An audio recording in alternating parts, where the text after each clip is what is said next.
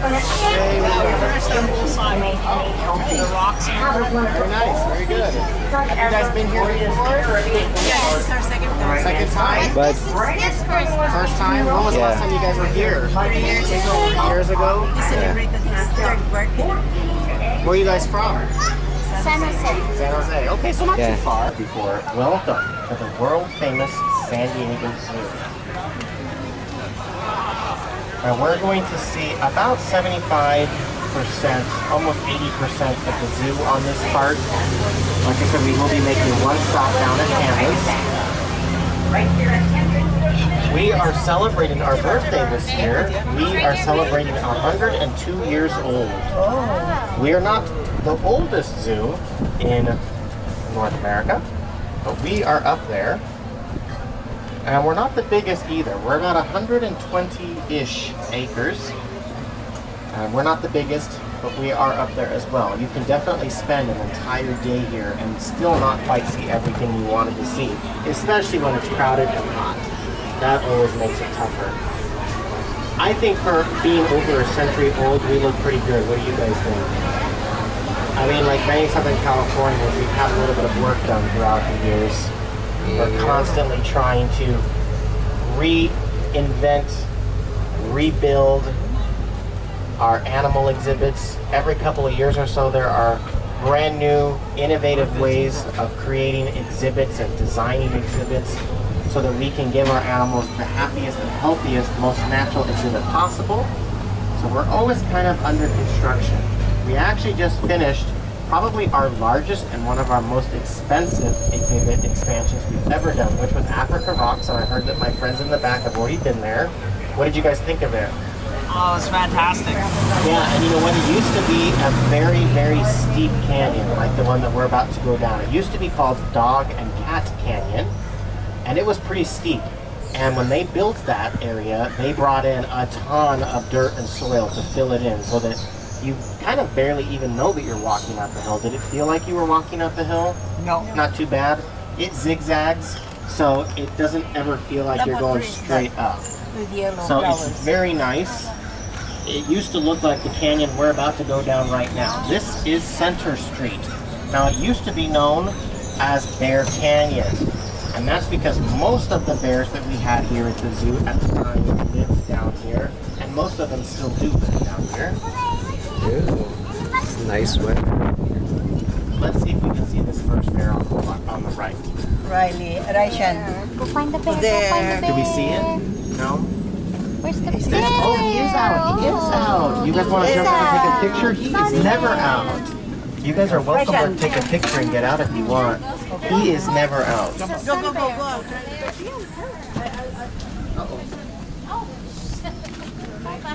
He's excited. He drops milk. Okay. Wow. Okay. Okay. Okay, go see it. This is Francis, and he is a Bornean sun bear. Now, Bornean sun bears are the smallest of all of the bears. There are 8 different kinds of bears in the world, and depending on which type of bear we are talking about, there might be a few different kinds of each of those types. For example, there are 2 kinds of sun bears. There are Malayan and Bornean sun bears. They are 2 separate subspecies. But Borneans are the smallest of the 2 sun bears and the smallest of all of the bears. Now, I used to be a zookeeper here, and I used to take care of Francis. Oh. I took care of Francis for about 6 months. How old is he now? Now he is, I want to say he's in his mid to late teens. Don't remember his exact age. Okay, ready? Okay, right? Now, when I was a zookeeper here, I actually took care of almost all of the bears that we have except for the polar bears. Those were the only bears I did not take care of. So I also did take care of the pandas that we will see later. Francis was one of my favorites. He was a very sweet, very shy bear. Francis. Always very interested in what kind of yummy treats I had for him. They were less than a year old. Alright, now somewhere in here we have 2 more bears, but it looks like they are also hiding away from the sun. These are, oh, I see one in the back right corner, up in the shade in that cave. There. Taking a nap, Raishan. Oh, hello. These are the Andean bears. They are the only bear found in South America, and also the only bear found south of the equator. Now, I used to take care of the male, Turbo. He was one of my 2 favorite bears that I got to take care of. He was full of energy, super inquisitive, constantly following me anywhere I went in the back to see what kind of treats I had. He would do just about anything for a hard-boiled egg or some avocado. He was not a real big fan of his greens. He did not like it when I gave him zucchini, squash, or green beans. He was all right with lettuce, but he really loves fruit. He likes carrots and yams. And then I would give him as an extra special treat some peanut butter, maybe some Cheerios, maybe some raisins, some canned chicken. And how old is the zoo again? 102. 102. What is the oldest? I don't know how old the oldest zoo is, but I believe it's the Bronx Zoo in New York. Oh, no, I meant the animal in the zoo. Oh, the oldest animal in the zoo. Those would be our giant Galapagos tortoises. We have some of them that we suspect are about 150 years old. Wow. Yeah. And if you have not seen those yet, those are on our reptile mesa. They're definitely worth going to see because they are massive. And it's pretty amazing to stand in front of something like that animal that has been alive for 140 years. So this area of the zoo is part of our Lost Forest. And we're kind of leaving Lost Forest and going into Sun Bear Forest. This is one of our areas of the zoo that no matter how hot it is, this area is always a little bit cooler. We call this a bioclimatic zone. Now basically what that means is that this particular area of the zoo is temperature regulated. The temperature is controlled by the plants that grow here. They trap in moisture, they trap in cool air and shade, and so it will always be much, much nicer here than it will be, say, at the top of the zoo where I picked you guys up by the flamingos. We have a few areas in the zoo that are like that, where the plants regulate the temperature. Tiger River is one of those areas where you can find our tigers, our hippos, our okapi, and a couple of other animals. That right over there is the beginning of Africa Rocks, if you have not been there yet. That cave is an underwater viewing cave. Remember that one? Where the penguins and the sharks going up live. to that They other actually mountain? live in the same tank and swim around together because the sharks that live in there are bottom dwellers and are more interested in eating shellfish and crustaceans than they are eating penguins. And the penguins don't eat sharks, so it's a fun place to go. You can see them underneath in the water swimming around. Panda. They like to follow the kids. If kids are down there running around, the penguins will follow them. It's really a lot of fun to watch, and it feels nice in there. But yeah, Africa Rocks is finally open, completely open. It began opening up last summer, right at the beginning, in stages, but it was such a big exhibit expansion that we could only open up sections one at a time. It finally, in its entirety, opened up around Thanksgiving. But now you guys can walk through it and see it. It's beautiful. And we'll talk a little bit more about that later. But for now, we're going to get off and go see the animal that eats all this bamboo next to us, the pandas. You want to see the panda So, already? go ahead and leave your snacks here if you have any, but otherwise take your personal belongings that you don't want people to rifle through. The stroller is probably fine, but I would take any bags.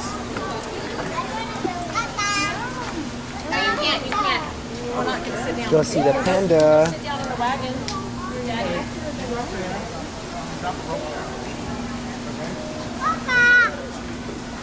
We're gonna go see the panda right here. Go see the panda, Sean. And the panda. Panda. Alright, my friends, we're going to go right here.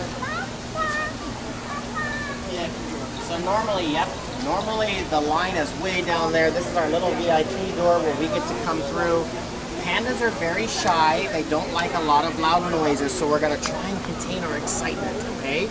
Also, we can go right up to the glass and take pictures. Just make sure not to put anything beyond the glass, because if it falls in, the pandas won't care, but the zookeepers will.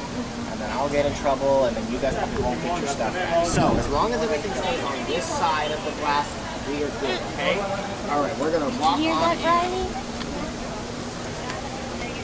Get my keys off.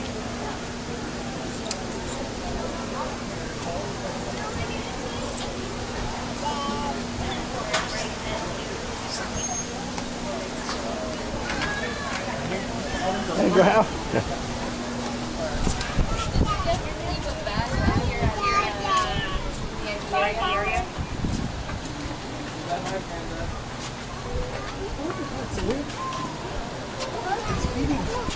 It's eating. That's a panda. Oh, let me scoop over. Look, honey. Panda's eating a bamboo. Dada! Dada? Baba? Yeah, that's a panda bear. It's eating a bamboo. So if you guys It says want, you that's can also half come of out it. right over here and go stand right over there if you want to be right in front. I'm going to stay here. Riley, go near her. I fire in here.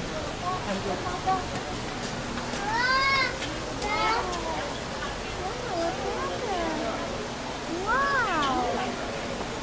Say no. Say no. Dada?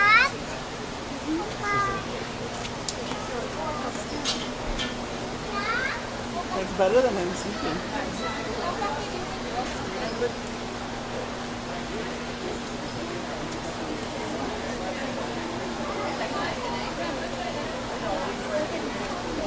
Turn around. Mama will take a picture with you and the panda. Look at Mama. Open your eyes.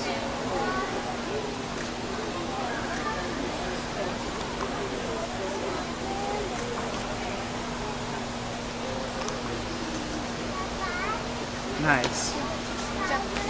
So this is Shaoli Wu, or Mr. Wu, or Wu Bear, as many of us call him. Now, when I took care of him, he was about 40 pounds. Now he's about 170 pounds. And he was born here. He's actually going to have his birthday tomorrow. Oh, yeah. Tomorrow he is turning 6.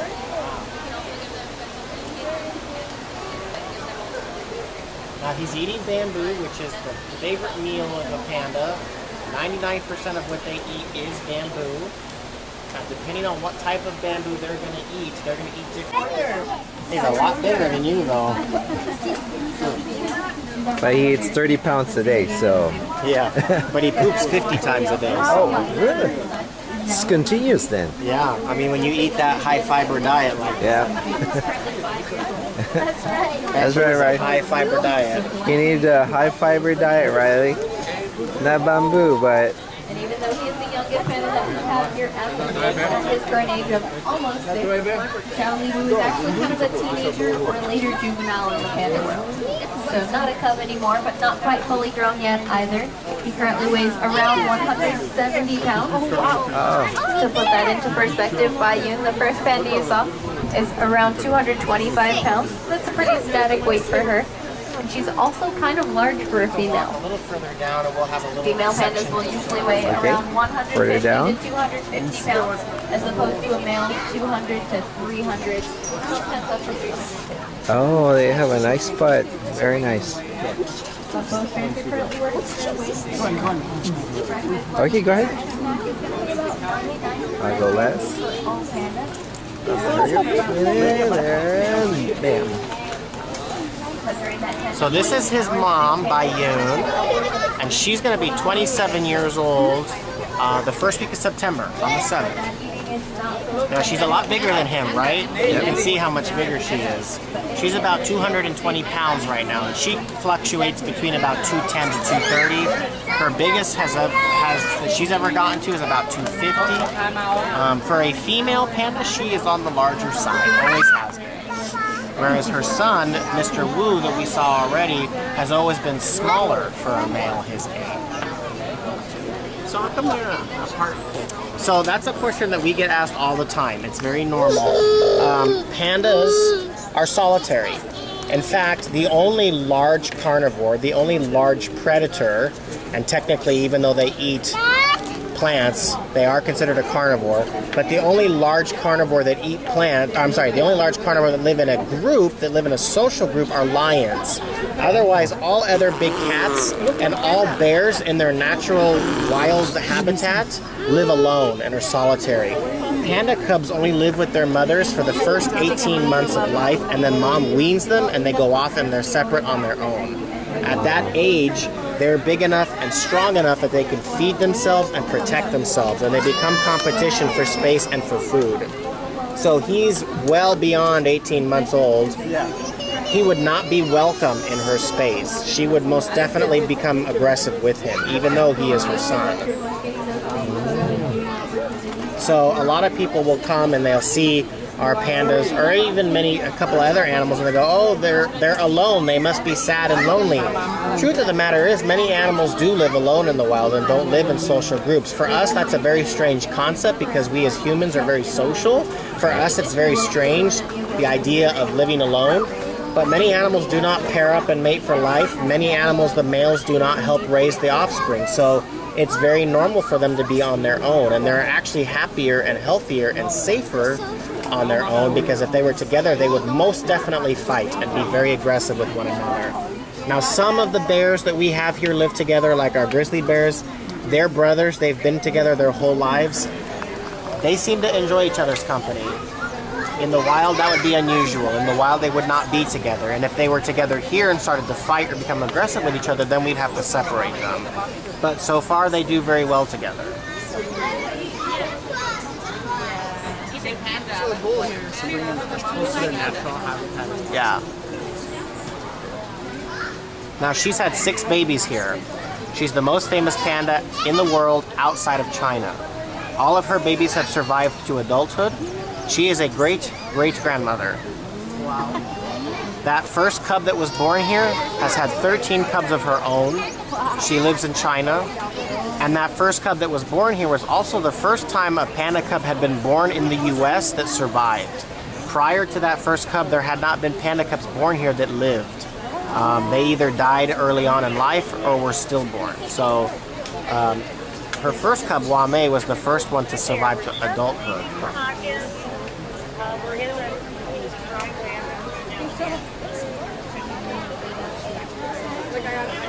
All right, are we ready to move on? Okay.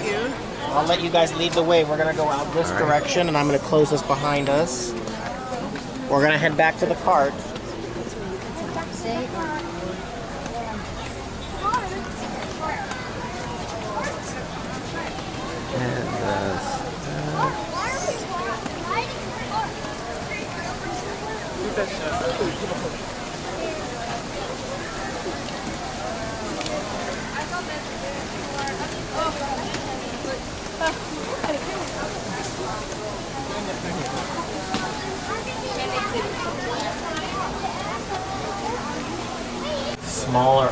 The only animal bigger than a panda that eats bamboo in large quantities, the way that a panda would eat, would be the elephant or the rhino.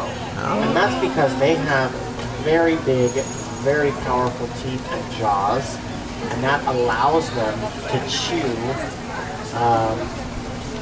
through large quantities of plant material.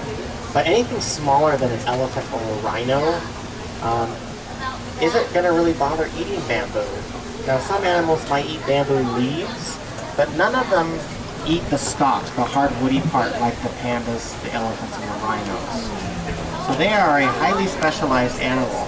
Now, I was telling you guys earlier that they are technically carnivores, even though they are almost strictly vegetarian.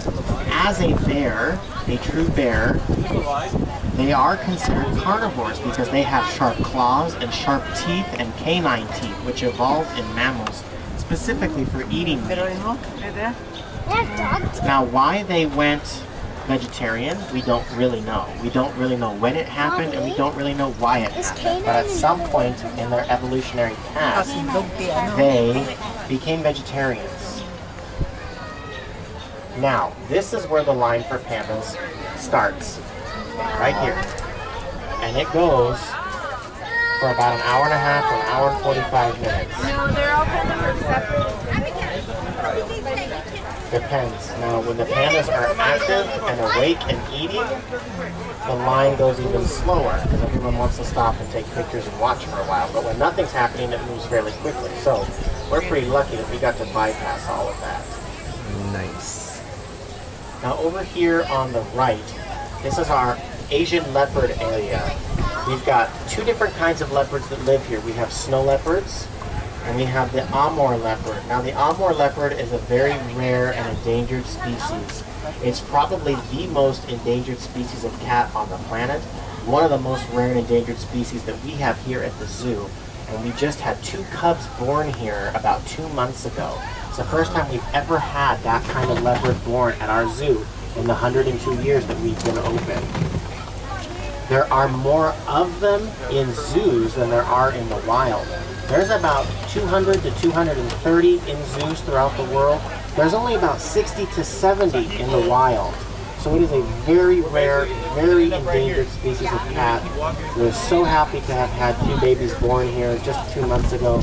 So I suggest later if you come back down, go over there and take a look at them because they're pretty adorable. They might be napping. They're typically active right at dawn and right at dusk when the sun comes up and the sun goes down. But it doesn't mean that you won't see them taking a nap by one of their misters or big fans. Now I told you that they were awake at dawn and dusk. Animals that are nocturnal are awake at night and asleep in the daytime. Animals that are asleep at night and awake in the daytime like us, we call that diurnal. But animals who are active at dawn and dusk on the twilight hours, we call crepuscular. Crepuscular. So leopards, in fact, most big cats that hunt are crepuscular, active right at dawn and dusk when animals are at their most vulnerable.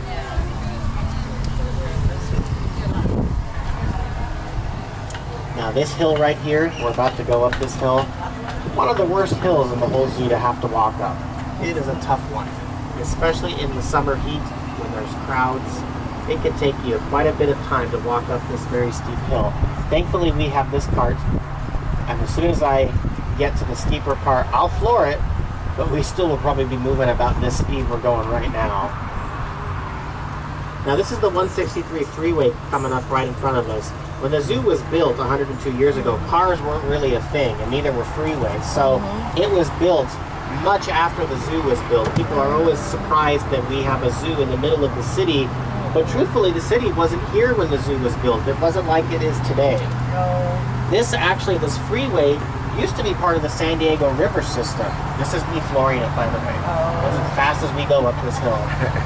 Yeah, this used to be filled with water, and when we get rains every 5 or so years, not that we get heavy rain very often, but every 5 or so years we do, that will flood.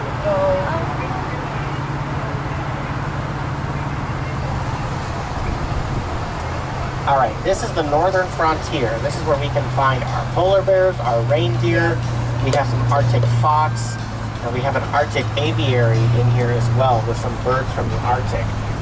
Now the heat does one of 2 things to the polar bears. It either makes them super sleepy, in which case they hide in the shade, or it makes them want to go play in the water and swim. Now my friend in the back row asked me earlier how they handle the warmer weather and do we regulate the pool for them. You know what? Because these bears have lived here most of their lives, they're not used to the cold climate, and they will not go in the water if it's any colder than 55 degrees, which is nowhere near how cold the water is in the Arctic where they come from. These are our Southern California San Diego polar bears, and they don't have that extra layer of fat around their body to keep them warm. So we keep our water temperature for the pool about 55 to 60 degrees, which is about how cold the water is here in our beaches off the coast of San Diego. Man, this is really going slow. Usually it's a little bit faster. Now, have you guys been on our Skyfari yet? That's what's right in front of us, this aerial gondola, the Sky Tram. You guys have been on it? Yeah, we ride once. It's about 2 minutes long. It takes you from the front of the zoo all the way to right here, the back of the zoo. It's a beautiful ride. You can actually look down into the gorilla and the panda exhibits, and you get to see just how big our zoo is and how much of the zoo is covered in plant life. We're not just a zoo, we are also a botanical garden. And we are one of the most visited and most popular botanical gardens in North America.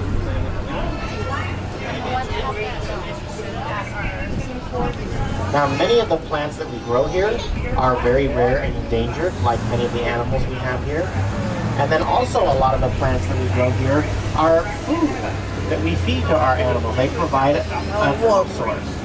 All right, we never get to see this animal because it is also crepuscular. I am shocked that it's awake right now. So if you guys want to turn out and take some pictures. Okay, Riley, go see.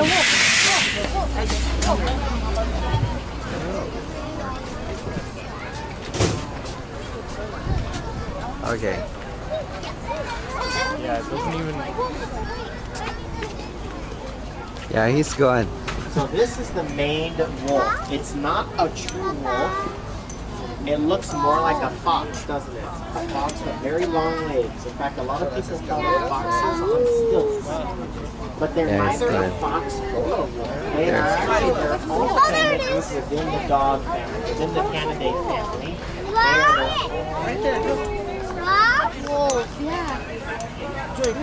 Now usually people don't get to see this animal up and moving around because like I said, it is crepuscular, it's active at dawn and dusk, so most people don't ever get to see this moving around. I'm surprised they're awake and moving around right now.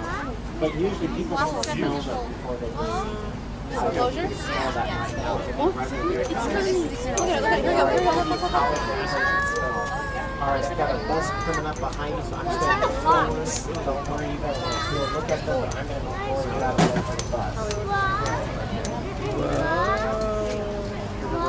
There you have it, spot. Okay, yeah. Bye. Let's go see the lion.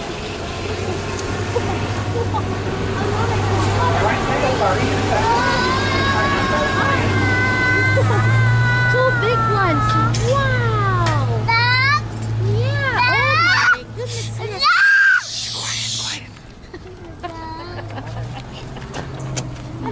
Thank you. Wow. I want to be real quiet right now. There's a zookeeper talking to people. Quiet, Sean. Quiet, Sean.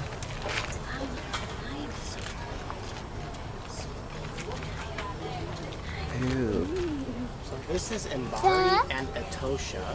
Etosha is the female who's on top of that pedestal, and then Mbari is the male who's on the ground. Now the male lion has a very, very important job, and we used to tease that the male lions were lazy and that it was the females that did all of the work. And that's partially true. Male lions only bring in about 10% of the food that the pride will eat. However, they do have a very important job. Their job is to make sure that the pride is safe. Now in Africa, where lions come from, other males will try and come in and take over a pride and steal the pride away from the males that are already there and in charge. And when they do that, they'll either fight the males to the death or just chase them away if they're bigger. Now, once they take over the pride, those new male lions will actually kill all of the existing cubs within that pride. And that will force the females to go back into estrus, which is when they can get pregnant. And then they will breed those females and have their babies born. So the male lions actually have a very important role, and that's to keep the pride safe while the females are out hunting. It's their job to make sure that invading males stay away. Now, lions are the only cat that look significantly different between the males and the females. They have that great big mane. There are no other cats that look as different between the sexes as the lions do. And that's because that great big mane that all those males have helps protect their neck and their face. Because lions go for the neck. They go for the jugular when they attack and kill. So that mane helps protect their neck and their face from other males that might try to bite at them or swipe them. So the lion can move is very accurate then, huh? A little bit, yeah. In some ways, yes. So what is their diet or what they? So here we feed them a ground meat diet, as well as mice, rats, rabbits. They might get fish as an extra special treat, although fish is not something they would typically eat. It's kind of like a special treat, a special snack. Oh, look at that. And then they get bones. They get femurs, beef No, no. See? That's the lion sound.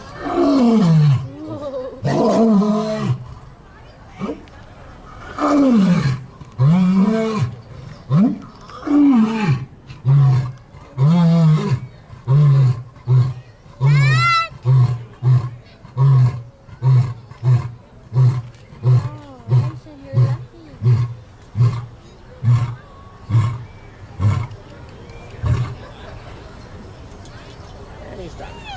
All right. Nice. He made it. Just showing everybody why. Showing everybody why he's in charge. And then he goes back to sleep. That was awesome. Wow, that was awesome. That was extra special. I've only been here one time and that's happened. All right. That's like a show. The show is over. You're lucky, right, Sean? Wow. Because in Oakland Zoo, it's always far back, you know? You don't Yeah. see it. Witnessed that one time. That was like when we Yeah. It was right in front of us, Riley. Riley, he said, how are you people? Riley. Makati ko na na Jay, maninira siyang Bye. Mommy, do you remember animal sounds? That's what they do.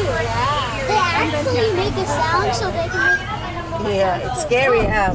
Now normally he only does that in the morning when the sun rises and when the sun sets. And you can actually hear him in the front of the zoo when he does that. We call that we call that a bellow. Now we can hear that at the front of the zoo, but usually, like I said, he only usually does that at night or right when the sun goes down and right when the sun comes up. So that was really cool to see him good do reaction. that. So what I was starting to tell you before we saw the lions was that Elephant Odyssey is really cool because all the animals that live here are the modern day living descendants of animals that once lived here in Southern California 12 to 16,000 years ago during the Pleistocene era.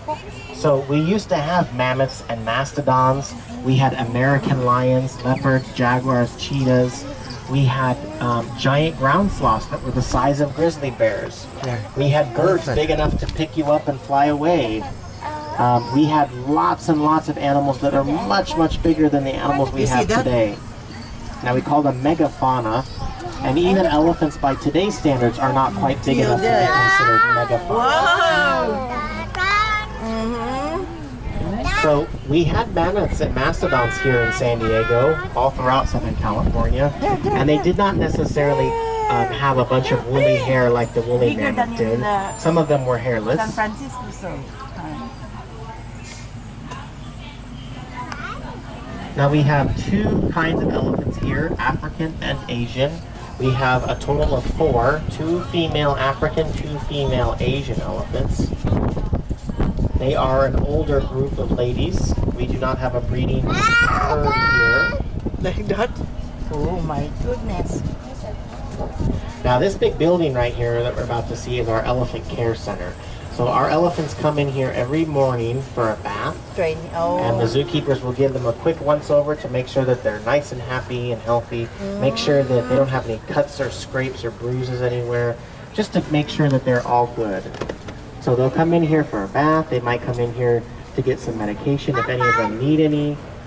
They'll come here for pedicures that they get a couple of times a week, because foot health, foot care within elephants, especially older elephants, is very important. So they'll come in here. They're trained that when they come in here, they get yummy treats for it. So coming in here is not a scary thing. It's completely their choice, and they usually choose to come in because they know that they get food. And then once they're done, they go back out into their yards to eat or dust. Our secretary bird Stella is in the far right corner in the back of this aviary down on the ground. Secretary birds are from Central. So we're about to see a really cool bird, one of my favorite birds here at the zoo, and this is Stella. Her name is Stella. She's a secretary bird. Bird. Stella, She's a secretary bird. Cock. Now this type of bird comes from Africa, Where's the bird? Russian. Where is it? and she is famous in Africa for the types of animals that she eats. She eats some of the most venomous snakes, including the black mamba and the cobra. And she will use her big, powerful legs. You see how long her legs are? She's got a lot of strength in those legs. And her very big, sharp talons on her feet. And she will stomp on those snakes, basically mash them. She'll step on them, pulverize them, and make them nice and squishy. And if they're small enough, she'll eat them whole, or she'll rip them apart if it's too big to swallow whole. She can fly, yes. Where's the bird? Bird. Stella. Now her ancestor that used to live here in Southern California was the Daggett's eagle. Much bigger than Stella was. And we're about to see just how big the Daggett's eagle was, because there's a life-size statue of it right over here. Right here is a life-size statue of the Daggett's eagle. Oh, there. That's a huge one. Now, if you walk through Elephant Odyssey, if you haven't done so already, you're going to see a lot of giant statues of different animals. Those are life-size replicas of those prehistoric animals. Oh, I found a That's an elephant. It's excited, huh? So all of those statues are life-size. They're not exaggerated, and we know that's how big they were from the fossil record. So you're going to see a lot of big statues. Those are the prehistoric ancestors to the animals that all live in the Elephant Odyssey. That's the big elephant. huge elephant. So this right here is Shaba. Shaba is an African elephant.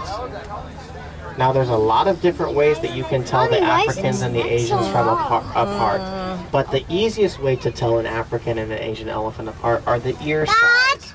So typically, the easiest way to figure them apart is the big ears. So African elephants have ears much larger than the size of their head.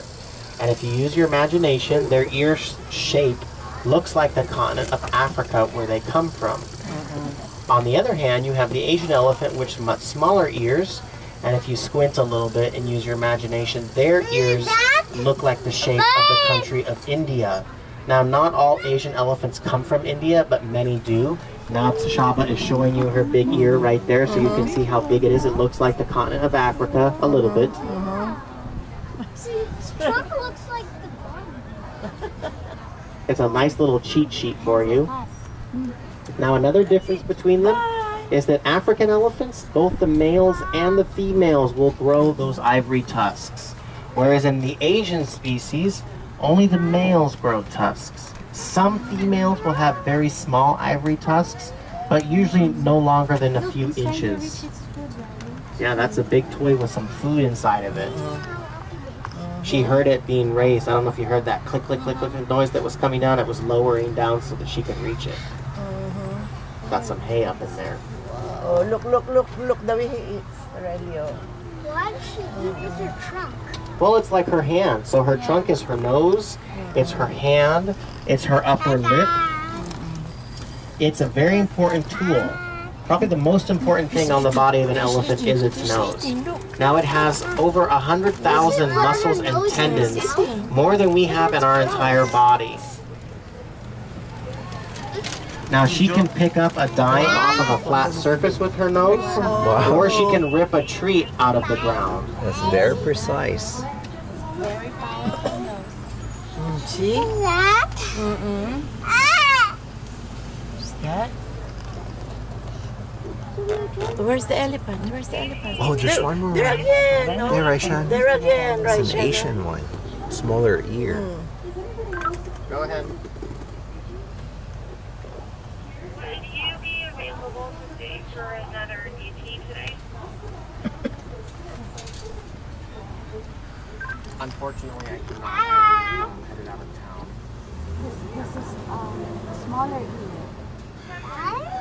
Smaller ear. That. See? So that's ear. Oh, like that? So this right here is All right, very relax. excited. Smaller. That's Asian, probably. Yes, this is the Asian elephant. So this is Mary. So look at how much smaller her Oh, ears yeah. are. Oh. Now she also has some pink spots, some little polka dots on her ear. Asian elephants have pink freckling on their ears, their face, their nose. That is something So unique he's to also them. eating, Riley. Yep, she's Making also. time. She's 54 years old. Oh. She's the oldest elephant we have. She's Oh, the look, matriarch. Riley. Look. Is very powerful like we talked about, but she can also suck up about 3 to 5 gallons of water in that nose and either blow it in her mouth to drink or to throw it on her body to cool off. So she can't suck the water directly through her nose and have it go into her belly. That would hurt. That would be like you jumping into a swimming pool and getting water up your nose. But she can suck up about 3 to 5 gallons and then blow it into her mouth. She does have a nasal cavity up there, so that would hurt if she tried to make it go all the way up.